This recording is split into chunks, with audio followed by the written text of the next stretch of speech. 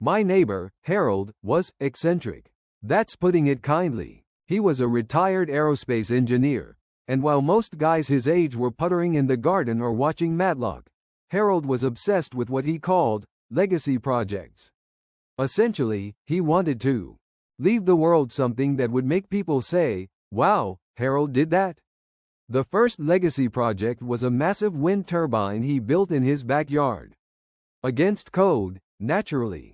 After a year-long legal battle with the WA, he begrudgingly took it down, muttering something about the tyranny of conformity. Then came the aquaponics system, an elaborate contraption involving fish tanks, grow lights, and a pump that sounded like a dying walrus. That one lasted about 3 months before flooding my property during a heavy rain. So, when Harold started stockpiling aluminum foil, I knew something was up. And I knew it wouldn't be good. I tried to ignore it.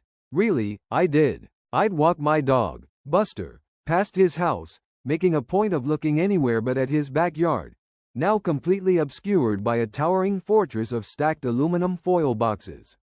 Buster, a Labrador with the IQ of a particularly dense potato, was fascinated. He'd whimper and strain at his leash, clearly convinced there were squirrels living inside the metallic mountain.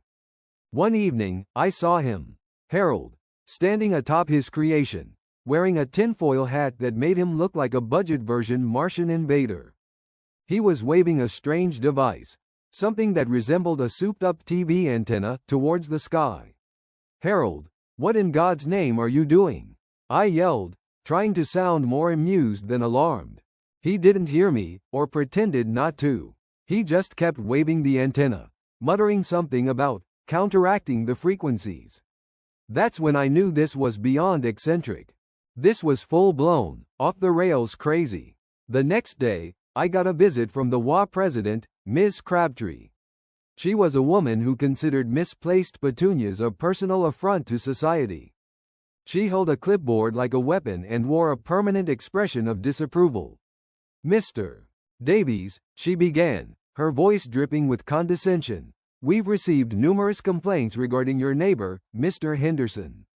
The aluminum foil structure, it's a eyesore. And frankly, it's bringing down property values." I sighed. "Tell me about it, Ms. Crabtree. I'm pretty sure he thinks he's building a spaceship." She narrowed her eyes. "A spaceship? He hasn't filed the proper permits for spaceship construction."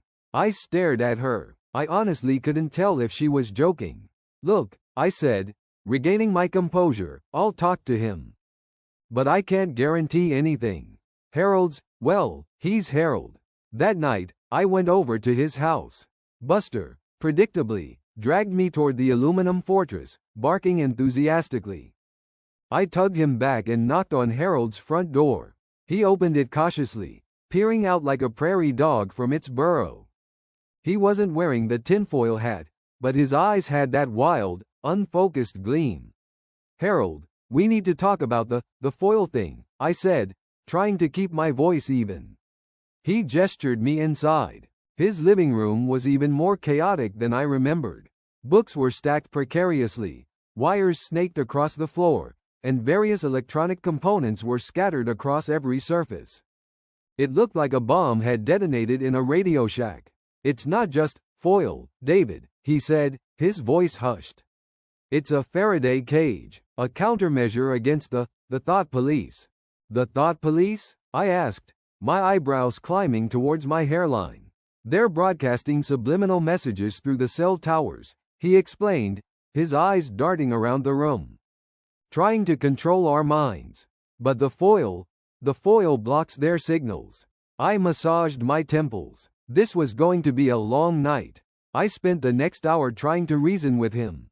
I explained that cell towers broadcast phone calls, not mind control rays. I pointed out that he was attracting more attention with his foil fortress than he would by simply ignoring whatever he thought was happening.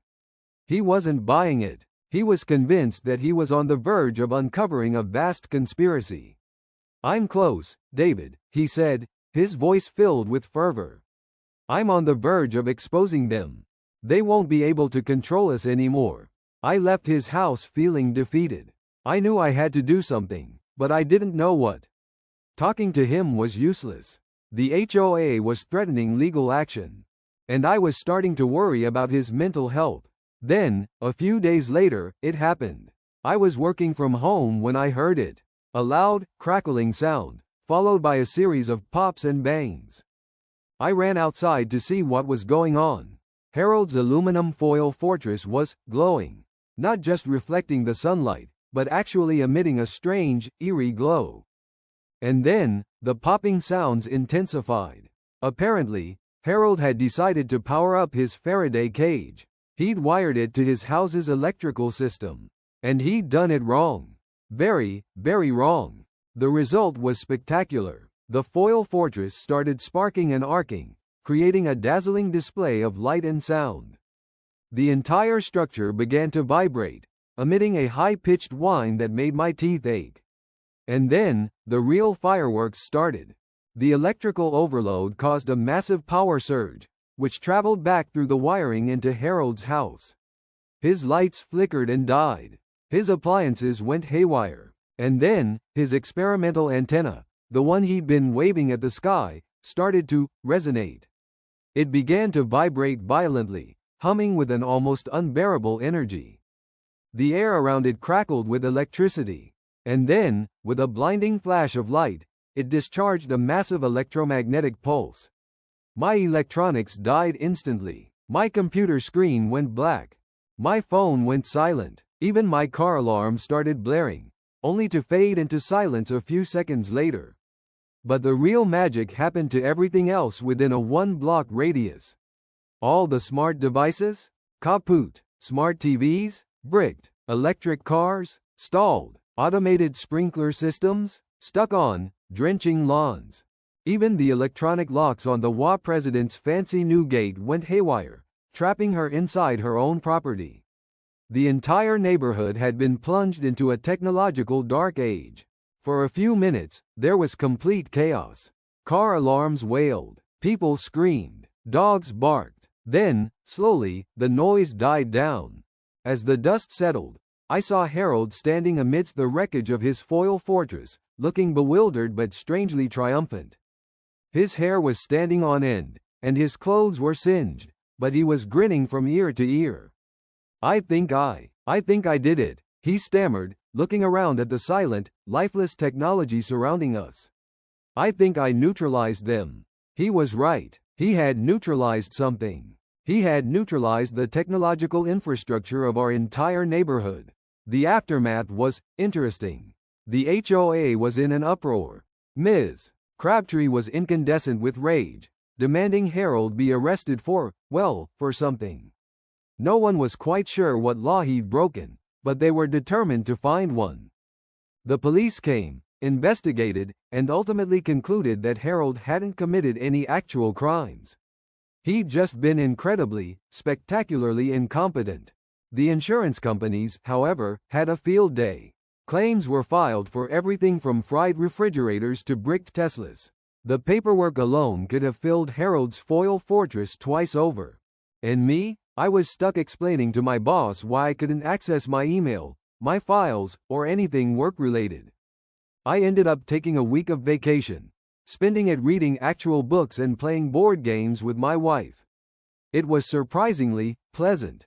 Harold, meanwhile, became a local legend. Some people called him a madman. Others called him a visionary. A few even called him a hero. He spent the next few weeks rebuilding his foil fortress, albeit on a slightly smaller scale. This time, he used a generator instead of plugging into the house's electrical system. He also added a sign that read, "Thought police repellent, use at own risk." I never asked him exactly what he thought he'd accomplished. I didn't want to know. But I did notice one thing. The cell towers in our neighborhood suddenly started experiencing technical difficulties. Frequent outages, dropped calls, slow data speeds. Whether that was a coincidence, or whether Harold had actually managed to disrupt the frequencies, I'll never know. But I like to think that maybe, just maybe, he had actually done something amazing. Or, at least, amazingly disruptive. And as for Buster, he finally got his wish. He spent days gleefully tearing apart the remaining foil scraps, convinced he was finally defeating the squirrels that had tormented him for so long. The moral of the story? Never underestimate the power of a retired aerospace engineer with too much time on his hands, a pile of aluminum foil, and a healthy dose of paranoia. And maybe, just maybe, keep your smart devices unplugged when Harold is tinkering in his backyard. You never know what kind of legacy he's planning to leave behind.